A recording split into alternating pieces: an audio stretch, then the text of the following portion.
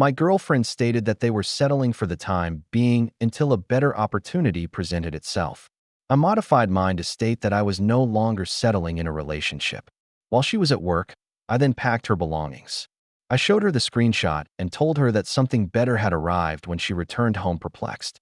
My dignity. She's pleading now. Hello, Reddit. My girlfriend found it amusing to declare in public that she was content to settle with me until a better offer arrived. I therefore gave her the opportunity to search elsewhere permanently, which helped her discover something better. This is how it transpired. After 8 years of hard work, I, a 31-year-old man, have finally earned a comfortable six-figure salary that allows me to save money, buy a respectable automobile, and buy a place of my own. I don't have much, but I drive a paid-off Subaru WRX, own a 2-bedroom condo downtown, and have enough money saved to get by. The condo is little, yet it belongs to me. I purchased it 3 years ago when the market was a little down. A home with floor-to-ceiling windows and a balcony with a view of the city was reasonably priced. Weekends were spent repairing it. Since I'm a tech guy and that's what we do, we replaced the old fixtures, painted the walls, and added smart home capabilities. In addition to teaching me how to correctly tile a backsplash and install under-cabinet lighting, my dad assisted me in remodeling the kitchen. The place was familiar. About 10 months ago, my 28-year-old girlfriend, Melissa, moved in with me when her lease expired. She earns a respectable salary as a marketing specialist for a boutique company, but Austin's high rent costs were taxing her. At the time, it made sense. We had been together for over 2 years. Everything appeared to be in order, and we were both able to divide the costs. The partnership got off to a wonderful start. I met her at a birthday celebration for a buddy. She was witty, intelligent, and had a contagious laugh that made everyone around her happy. We were unable to stop talking, so our first date lasted 6 hours. She answered insightful questions about coding projects, showed genuine interest in my job, and avoided the glazed-over look that most people get when I bring up system architecture or algorithms. This modest Italian restaurant downtown was the location of that first date. We ended up closing the restaurant, even though we had planned to have supper and maybe some beverages. At midnight, the waiter had to essentially eject us. For an additional hour, we sat in my car and discussed everything. Our dreams, our families, our favorite dumb movies, and the places we'd like to see. I thought I had just met someone amazing as I drove her home that evening. She kissed me goodnight and remarked, "I haven't talked to someone like that in years." As it happened, I was partially correct. She was unique, but not in the sense I had assumed. My best friend Jake warned me early on about some red flags, but I ignored them. Melissa was also stunning, 5 feet 6 inches, with auburn hair, and the type of woman who looked good in anything from yoga pants to cocktail dresses. I would catch guys eyeing her when we were out together, but she always seemed focused on me, making me feel like I'd won some sort of lottery. I defended her back then, and she's just social, man. She knows a lot of people. Jake had shrugged. Your funeral, bro. Just keep your eyes open. Jake's been my friend since college, and we were roommates for 2 years before we graduated. He knows me better than most people, and he can read situations like a book. He works in construction now, and he runs his own crew doing commercial renovations. Dude, she talks about her ex a lot. He'd mentioned it after we'd first hung out. Jake was right about a lot of things in retrospect. Melissa did talk about her ex a lot, usually comparing what he would have done in different situations or mentioning places they'd traveled together. The marketing director thing was strange, too. Ryan this, Ryan that. How smart Ryan was, how he'd built his career, how he drove a Tesla, and how he lived in that pricey high-rise downtown. He's a practical guy who doesn't sugarcoat things, which is probably why his warning bothered me so much. We had our routines, our inside jokes, and our weekend plans. She would bring me coffee in bed on Saturday mornings, and I would cook dinner most nights because I genuinely enjoyed it. We would binge-watch Netflix series, go on weekend trips to Dallas or San Antonio, and discuss getting a dog someday. However, I was too engrossed in the honeymoon phase to notice what was truly happening. All week long, I looked forward to our Sunday morning routine. I would get up early and make pancakes from scratch using a recipe my grandmother taught me that calls for buttermilk and a little vanilla. Melissa would come out of the bedroom at around 10, her hair disheveled, wearing one of my old college t-shirts that hung loosely on her body, and she would curl up on the couch with her coffee while I prepared, sharing with me her dreams from the previous evening or making plans for the day. Those were good times, genuinely enjoyable moments. It gave me the impression that we were creating a lasting relationship. When her lease was up for renewal and the landlord increased her rent by $400 per month, it seemed like the natural next step to move in together. My condo was spacious, and to be honest, I enjoyed the thought of waking up next to her every day. At first, it was subtle, but she would say things like, "The condo is nice for what it is, but I've always imagined living somewhere with more character." When we drove by, she would point out apartments in fancy buildings and say things like, "Look at those balconies. Bet the views are amazing." The comments became more frequent and pointed, suggesting that we should consider moving to a place with better amenities, like a pool, concierge service, and valet parking. When I mentioned that my mortgage was reasonable and the property was increasing in value, she would give me this look, which was not exactly anger but rather disappointment, as if I was being too realistic about something that should be aspirational. Then came the car comments. Melissa began making jokes about my 2019 WRX being a boy racer car and how real adults drove luxury sedans or SUVs. "The ride quality is incredible," she said, referring to Ryan's recent acquisition of a new BMW X5. "My WRX is fully loaded and has no scratches. I would save for 2 years to buy it outright, with no payments. So quiet and smooth." The analogies increased in frequency. Ryan's vacation in Europe, his car, his pay, and his recent promotion. I began to wonder if she had committed this man's LinkedIn profile to memory or if she was still working with him. "Are you certain you don't harbor feelings for this Ryan guy?" I asked one night after she'd spent 15 minutes telling me about his latest business trip to San Francisco. She laughed it off. "Don't be silly. He is the boss of my boss." The chats were getting to me, but I'm really impressed by his achievement. Over the course of the months, we had accumulated shared items, like kitchen gadgets, books, and decorations. But I felt oddly calm, not sad or angry, just resolved, like I was cleaning the house in the most literal sense possible. Nevertheless, I discovered some things that made my stomach turn. Dinner for two at Capitol Grill, totaling $247, with wine, appetizers, and 2 pricey entrees. Condoms in her purse, a brand we didn't use because I'm allergic to latex. A note from R, tucked in her jewelry box, thanking her for an amazing evening last month. A receipt from a fancy restaurant I'd never been to, dated 2 weeks ago, when she claimed to have been working late. Dessert was not a business dinner. It was a Thursday night date when she texted me that she would be stuck at the office until at least 9 p.m. Everything was packed into boxes and suitcases, and I even located the extra key I had given her and put it in the stack. By 6:30 p.m., Melissa's condo was completely packed and stacked by the front door. And it looked cleaner and more like my place again. The throw pillows were gone. Her collection of reality TV magazines was cleared off the coffee table, and her pricey face creams and serums were taken off the bathroom counter. I changed my Facebook relationship status to single, posted my own update, and then sat on my couch with a beer and waited. Around 7 p.m., Jake texted me, "Bro, did you see what Melissa posted? That's up? Saw it. Handled it." "What do you mean, handled it?" I sent him a picture of the packed boxes by my door. "Holy, you're not playing around. You need backup?" "I'm good." Melissa's key turned in the lock at 7:43 p.m.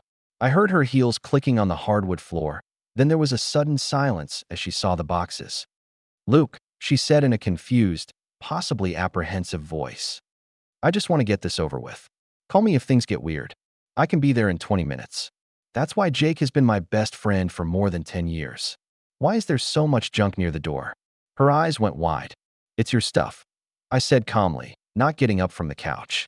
As she appeared in the doorway of the living room, still wearing her work clothes, a pencil skirt and black blazer that probably cost more than most people's rent. "My stuff? What are you talking about? Why is it all packed?" I pulled up the screenshot on my phone and held it out to her because something better came along. "It was just a joke, a dumb meme. I didn't mean the 12 people who liked it seemed to think you meant it. Your friends certainly did, based on their comments." Melissa sat heavily in the chair across from me, still clutching my phone. The confident, put-together marketing professional was gone, replaced by someone who looked authentically shaken. "Luke, I can explain. My self-respect came along," I continued. "It turns out that it's better than settling for someone who thinks I'm a placeholder." She crumpled her face and said, "That's not true." I just have been feeling confused lately about what I want. No, Melissa. Everyone doesn't post stuff like that. People in happy relationships don't publicly announce they're settling. But I love you. You love the stability I provide, the free rent, and the fact that I cook dinner and handle the bills, but you don't love me. I'd seen her cry before. Whenever she wanted something expensive or needed me to change plans I'd already made. Please, Luke, we can work this out. I'll delete the post. We can go to counseling. I made a mistake. The mistake wasn't the post, Melissa. The post was just you finally being honest about how you really feel. I got up and went to the kitchen, coming back with the restaurant receipt and the note I'd found in her jewelry box. I also came across these while packing. Would you like to explain who R is and why he's thanking you for an incredible evening? Her face went white.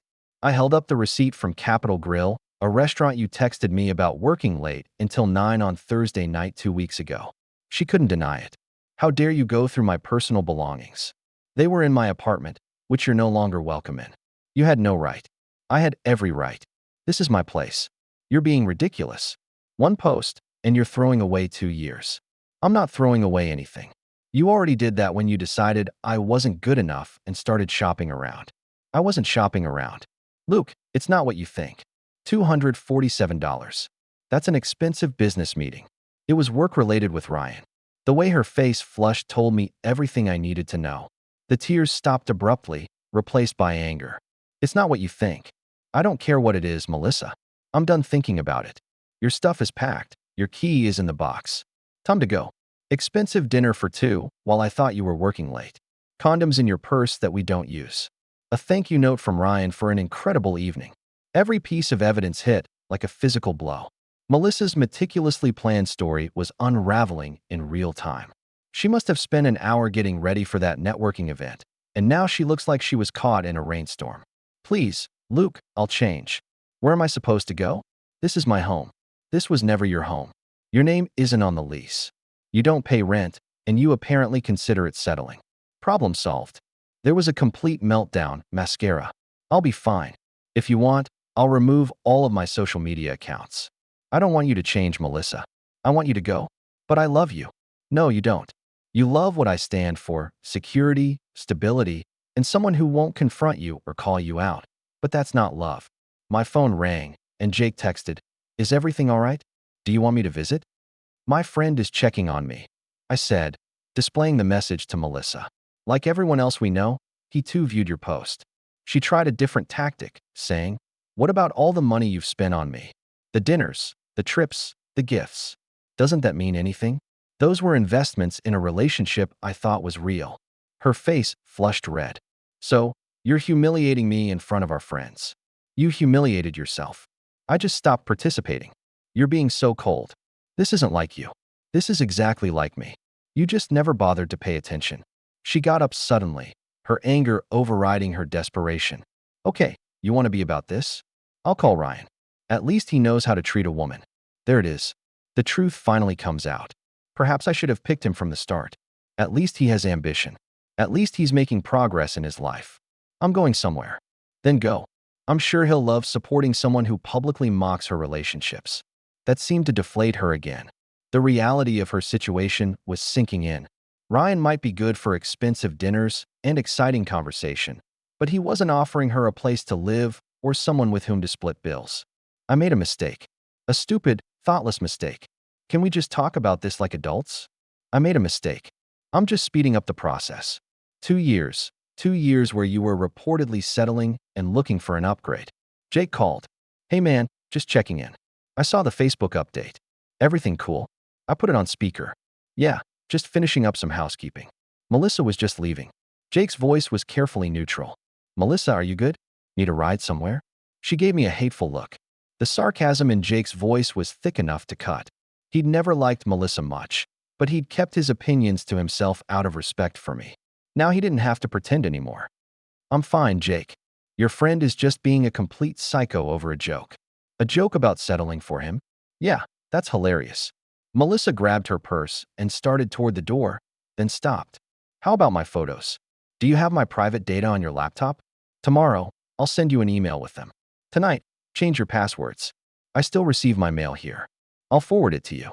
Please provide me with your address." Across town, she rattled off what sounded like her sister's house as well as my belongings. What would happen if I forgot?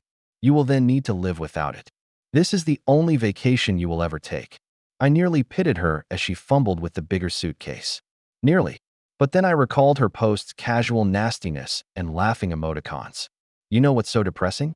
When she got to the door, I said, "We could have resolved the issue or ended things amicably if you had simply discussed your feelings of unease or your desire for something else with me. Instead, you decided to cheat behind my back and publicly humiliate me. I never cheated.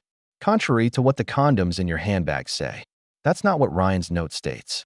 That is not the case with the secret dinners." To that she had no answer. Melissa, I hope your search for an upgrade goes well. I wish you luck in locating what you're seeking. For the first time in 10 months, I was alone in my condo as the door slammed behind her. 20 minutes later, Jake showed up with pizza and drinks. That was really cold, dude. In fact, I'm impressed. I'm beyond being someone's fallback option. But good for you. Consider checking out Facebook. I checked my phone and saw that she was posting some crazy stuff. Melissa had already posted something new. When someone reveals their true self to you, trust them. A strong woman with standards is too much for some people to bear. Advancing to bigger things. Jake overheard me reading it. It's absurdly bold. She is attempting to portray you as the issue. Permit her. Her original post was seen by all the important people, and they did. Messages from friends and family who had witnessed the entire scenario unfold in real time were constantly buzzing through my phone. The Facebook posts about it being "darn time you grew some balls" were seen by my brother Kevin. I'm proud of you. On social media, my cousin Sarah Melissa is attempting to harm your reputation, but everyone is aware of the truth. You were spared a bullet. I saw what happened online, sweetie. You deserve someone who is proud to be with you, not someone who is looking for an upgrade. Good for you for standing up for yourself. Even my mother texted me. The next few days were a masterclass in how quickly people reveal their true colors when they're desperate. Melissa tried calling me 17 times on the first day, and when I didn't answer, she started texting. I made a terrible mistake. Please let me come back. I deleted the post. No one will remember. Ryan doesn't want anything serious. I need you. You're the best thing that ever happened to me. The support was overwhelming and comforting. It made me realize that other people had been seeing what I'd been too blind to notice. On Thursday, the woman who had been settling for me tried to show up at my workplace. Security called me down to the lobby, where Melissa was arguing with the guard about needing to see me for an emergency. There isn't an emergency. I'll do anything. Sign a prenuptial agreement. Stop using social media. Whatever you want. Each message was more pitiful than the last. As security escorted her to the exit, she called back, "Luke, just 5 minutes, please." I informed the guard. "She doesn't work here, and I don't want to see her." "Sir," she said, "it's about your relationship." "We don't have a relationship." Damn, man.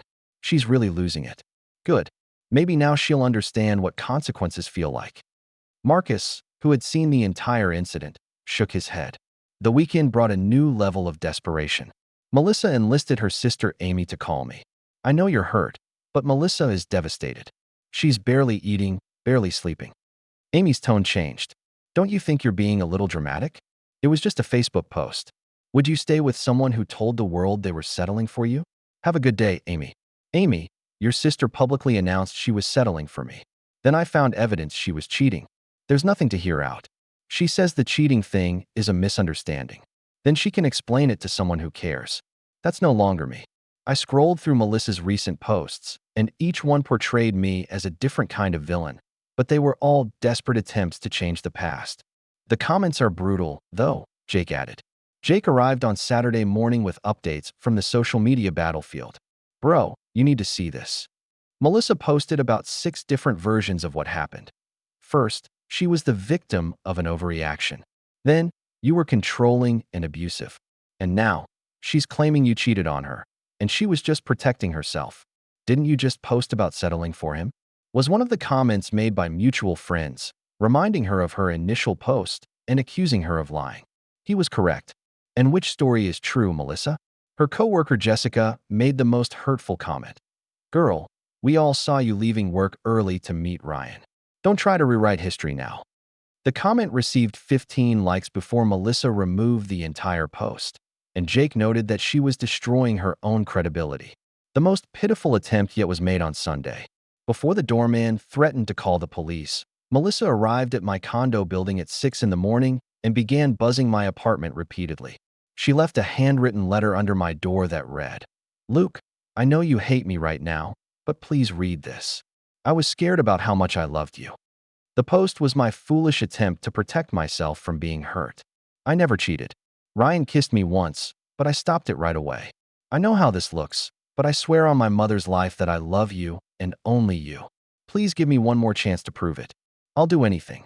Mice threw it away. Even if half of it was true, which I doubted, the basic problem remained.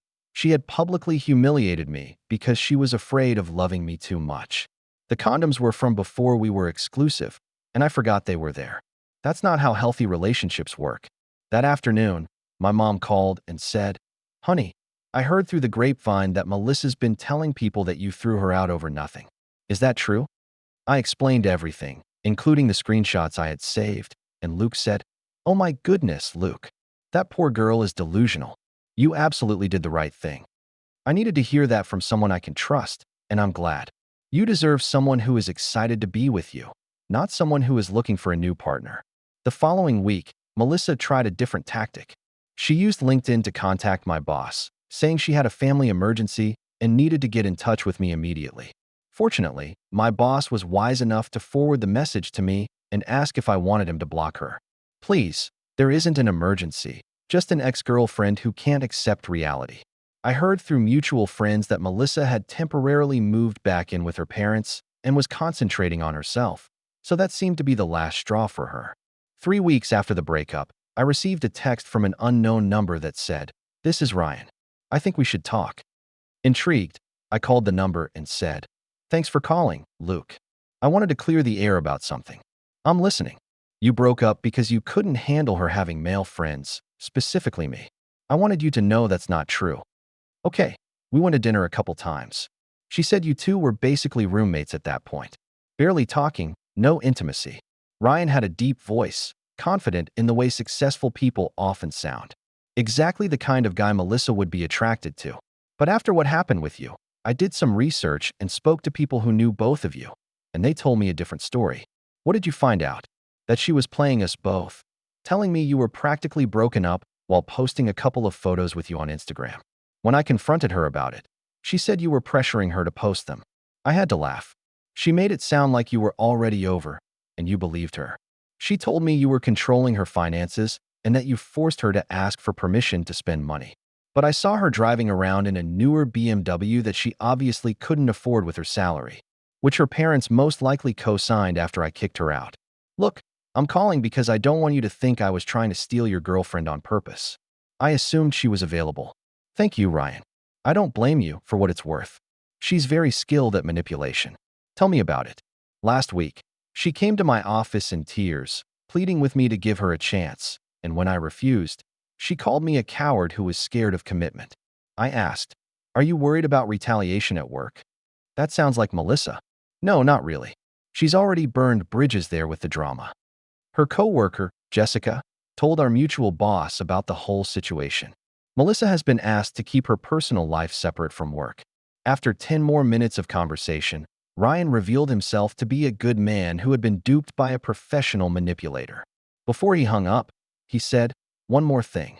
She asked me to send you a message, saying she would stop at nothing to win you back. She wanted me to tell you that she would sign a prenuptial agreement, remove all of her social media accounts, and do anything else you asked. I've been single for 6 months now, and I must say that it's been great." YouTube recently released a new hype feature that tells YouTube, "This video deserves to blow up," and it keeps even crazier stories coming your way. What did you tell her?